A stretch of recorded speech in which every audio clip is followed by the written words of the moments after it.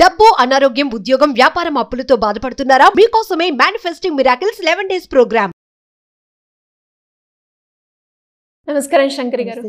So మనం చూస్తూ ఉంటాం చాలా వరకు ఎక్కువగా ఇంట్లో రకరకాల కారణాల వల్ల డబ్బైతే నిలువగా ఉండట్లేదు అని చెప్తూ ఉంటారు.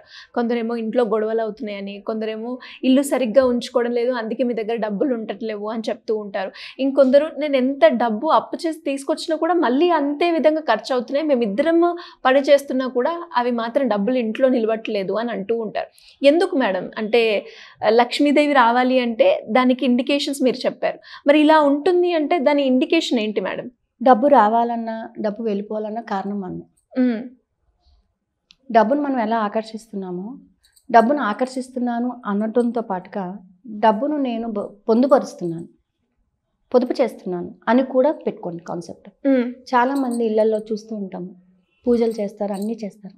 ఒక్కొక్కసారి ఇంట్లో ఎవరు లేవకుండానే ఊడ్చేయడము, కల్లాపు చల్లేయడం, పూజ చేసేయడం చేస్తుంటారు.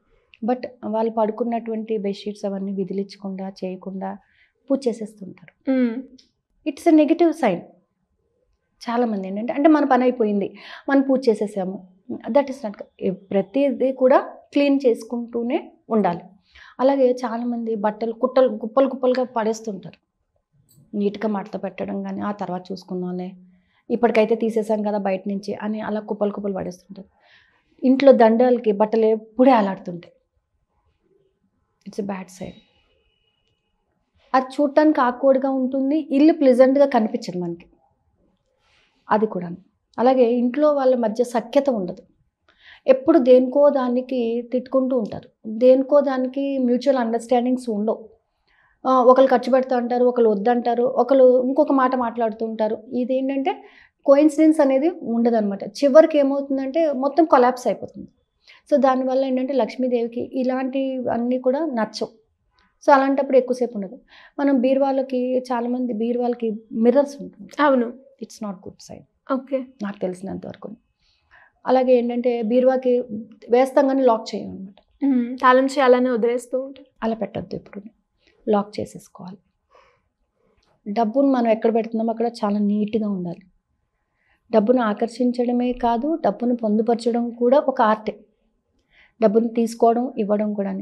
ఇవాళ డబ్బు వచ్చేసింది కదా, పర్వాలేదులే అనే నెగ్లిజెన్సీ, అది ఇమ్మీడియట్గా వెళ్ళిపోవడానికి రెడీ అయిపోతుంది. ఎందుకంటే నువ్వు చేసేటటువంటి మర్యాదను బట్టి అది మన దగ్గర ఉండటం జరుగుతుంది. డబ్బు వస్తూ ఉంటుంది, వెళ్తూ ఉంటుంది. కానీ మనం ఏంటంటే దాని మీద ఒక పాజిటివ్నెస్ని పెట్టుకోగలిగినప్పుడు అది మన దగ్గర ఉండటం జరుగుతుంది. నేను దాన్ని దాచాలి, నేను కొంత సేవ్ చేస్తున్నాను, సో ఈ విధంగా సేవ్ చేసుకోవడానికి నాకు డబ్బు అందింది అనేటటువంటి భావంతో ఉండాలి. అలాగే వేస్టేజ్ ఆఫ్ ఫుడ్. మనం ఫుడ్ ఎంత వేస్ట్ చేస్తామో డబ్బులు అంత వెళ్ళిపోతుంటాయి. ఎంత వాటర్ వేస్ట్ చేస్తుంటామో అంత డబ్బు వెళ్ళిపోతుంటుంది. వాటర్కి డబ్బుకి దగ్గర రిలేషన్ ఉంటుంది. చాలామంది చాలా నీళ్ళు వేస్ట్ చేస్తూ ఉంటారు, ఊరుకునే కడుగుతూ ఉంటారు. ఎందుకు కడుగుతారో వాళ్ళకే తెలియదు, కడుగుతూ ఉంటారు. అది కరెక్ట్ కాదు. ఒక టైంలో ఒకటి క్లీన్ చేసుకోవాలి, వదిలేసేయాలి. ఎవ్రీ టైం ఇంక అదే పనిగా కడిగిందే కడుగుతూ ఉంటారు. డబ్బు అలాగే వెళ్ళిపోతూ ఉంటుంది అనమాట. నీటిని ఎక్కడ వేస్ట్ చేస్తుంటామో డబ్బు అక్కడ ఎక్కువ ఖర్చు అయిపోతుంది. అలాగే ఫుడ్ని ఎక్కడ వేస్ట్ చేస్తుంటామో డబ్బు ఖర్చు అయిపోతూ ఉంటుంది. ఫుడ్ మీద ఎంతగా గౌరవం పెంచుకుంటూ ఉంటామో డబ్బు కూడా అలాగే రావటం కూడా జరుగుతూ ఉంటుంది. అలాగే మనం ఉపయోగించేటటువంటి పర్సులు కానీ, మనం ఉపయోగించే వస్తువుల మీద కానీ మనం కరెక్ట్ అవగాహనతో వర్క్ చేయాలి. ఎంతవరకు ఇది వర్కౌట్ అవుతుంది, ఎంత ఖర్చు పెట్టాలి, ఎంత పొదుపు చేయాలి అనే దాని మీద ఉండాలి. ఇవాళ నా దగ్గర ఉంది కదా, 10,000 కాదు 20,000 అయినా ఖర్చు పెట్టేస్తాను. దాని వాల్యూ ఎంత, నువ్వు ఎంత ఖర్చు పెడుతున్నావు, కరెక్ట్గా దాన్ని నువ్వు క్యాలిక్యులేట్ చేసావా లేదా, దాని మీద ఆధారపడి ఉంటుంది. అనవసరపు ఖర్చులు చేయకూడదు. అవసరమైనంత మటుకు నువ్వు ఎంతైనా పెట్టుకో. అనవసరపు విషయాల్లో ఖర్చు పెట్టినప్పుడు నీకు అవసరానికి డబ్బు రావడం అనేది జరగదు.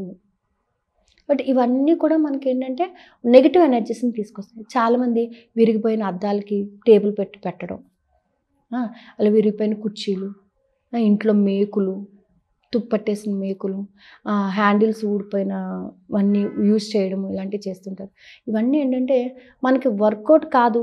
మనం చేసినప్పుడు దాని మీద ఎక్కువ స్ట్రెస్ ఫీల్ అవ్వాల్సి ఉంటుంది.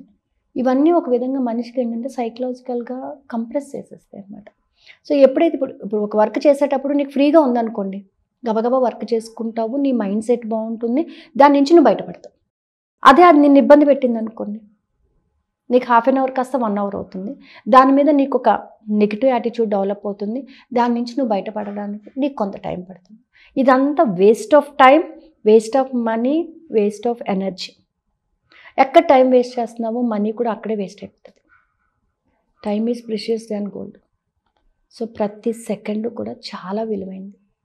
ప్రతి సెకండ్ కూడా నేను డబ్బును ఆకర్షిస్తున్నాను, డబ్బును ఆకర్షించే మార్గాలను నేను అన్వేషిస్తున్నాను, నేను పొందుతున్నాను అనేటటువంటి భావనకు రండి, డబ్బు వస్తుంది. ఒక గుళ్ళో పూజారి ఎప్పుడూ కూడా అమ్మవారిని చాలా బాగా స్తోత్రాలతో చేస్తూ ఉంటాడు. అడుగుతాడు అనమాట, ఏంటమ్మా నేను ఎప్పటి నుంచో నేను పూజిస్తున్నాను, నా పరిస్థితి మాత్రం ఇలాగే ఉంటుంది, నువ్వు వచ్చే భక్తులందరికీ మంచిగా ఇస్తున్నాను. కానీ అతను గుళ్ళో పూజ చేస్తాడు, ఇంటికి వెళ్ళాక భార్యను తిడుతూ ఉంటాడు. నువ్వు ఇక్కడ ఇంత చేసి ఏం లాభం, ఇంట్లో ఉన్న భార్యను నువ్వు సరిగ్గా చూసుకోకపోతే. ఎక్కడ స్త్రీలు గౌరవించబడతారో అక్కడ దేవతలు పూజించబడతారు కదా. సో అంటే ఏంటంటే నువ్వు గౌరవం అనేది తనకి ఇవ్వాల్సినటువంటి గౌరవం, మినిమం మర్యాద అనేది ఇవ్వాలి. అలాగే భార్య కూడా భర్తకి అంతే గౌరవం ఇవ్వాలన్నమాట. సో ఆ గౌరవం మీద కూడా డబ్బు ఆధారపడి ఉంటుంది అది. సో మనం ఏ విధంగా అయితే వాళ్ళని ట్రీట్ చేస్తూ ఉంటామో అదేవిధంగా డబ్బుని మన దగ్గరికి రావటం కూడా జరుగుతూ ఉంటుంది. అందుకే ఎప్పుడైనా హస్బెండ్స్ బయటకు వెళ్ళేటప్పుడు అది కూడా ఎంత ఏ స్ట్రెస్సెస్ ఉన్నా కానీ క్షేమంగా వెళ్ళిరండి, తొందరగా రండి ఇలా చెప్పడము, ఒక పాజిటివ్ ఫీలింగ్స్ని మనము ఎక్స్ప్రెస్ చేయడం వలన మనీని ఆకర్షిస్తూ ఉంటాం. వెళ్తే వెళ్ళిపోగానే డోర్స్ వేసేసి ఇల్లు ఊడుస్తూ ఉంటారు. అది ఎప్పుడూ చేయకూడదు. భర్త ఇంట్లోంచి బయటకు వెళ్ళిన తర్వాత ఇల్లు ఊడవడం అనేది చేయకూడదు. ఇట్స్ నెగిటివ్ ఎనర్జీని అట్రాక్ట్ చేస్తుంది అనమాట. సో ఇలాంటివన్నీ మనం ఎప్పుడైతే ఓవర్కమ్ చేస్తామో ఖచ్చితంగా. కొంతమంది పాలు పడేస్తూ ఉంటారు, కాఫీ, టీస్ ఇవన్నీ పడేస్తూ ఉంటారు. పాలతో చేసిన ఏవి కూడా పడేయకూడదు అనమాట. It's good. మనం ఎప్పుడైతే మారుతామో ఆటోమేటిక్గా మన సిచ్యువేషన్స్ మారిపోతూ ఉంటాయి. సో వీటన్నిటిని మనం నెమ్మదిగా మార్చుకున్నాం అనుకోండి, డబ్బు మన దగ్గర ఖచ్చితంగా ఉంటుంది, ఇప్పుడు ఉంటుంది మన దగ్గర. సో మరి మేడం, ఎవరైనా కూడా మనీ అట్రాక్ట్ అవ్వే విధంగా వాళ్ళు మెడిటేషన్ చేయాలి, వాళ్ళు అనుకున్న కోరికలు తీరాలి అనుకుంటే దానికి గైడెన్స్ కావాలి అంటే ఎలా అప్రోచ్ అవ్వాలి మేడం? ఇలా చాలామంది అడిగారు సిరి. దానికోసం ఏంటంటే ఒక 5 powerful techniques: visualization, gratitude, forgiveness, 555 technique, water glass technique and manifestation. ఈ 5 టెక్నిక్స్నే just I want to include with the science. Okay, అంటే ఇది చేస్తే వచ్చేస్తుందా అని అంటే దీనిలోని ఆంతర్యం ఏంటో తెలిస్తే చెయ్యాలి అనే క్యూరియాసిటీ మనకు. ఏదో నేను ఇప్పుడు టెక్నిక్ చేసేసాను, నాకు ఇంకా రాలేదేంటి, దీనివల్ల నీ థాట్స్ ఏమవుతున్నాయి, నీ బిలీఫ్ సిస్టమ్స్ ఏమవుతున్నాయి, నువ్వు ఎలా మార్చుకోగలుగుతున్నావు. ఏదో విజువలైజేషన్ చేయగాని, మేనిఫెస్టేషన్ చేయగాని, ఏదైనా చేసినప్పుడు నీ యొక్క థాట్స్ని, బిలీఫ్స్ని నువ్వు ఏ విధంగా నీ కంట్రోల్లో పెట్టుకోవాలి. Thank you madam, thank you so much.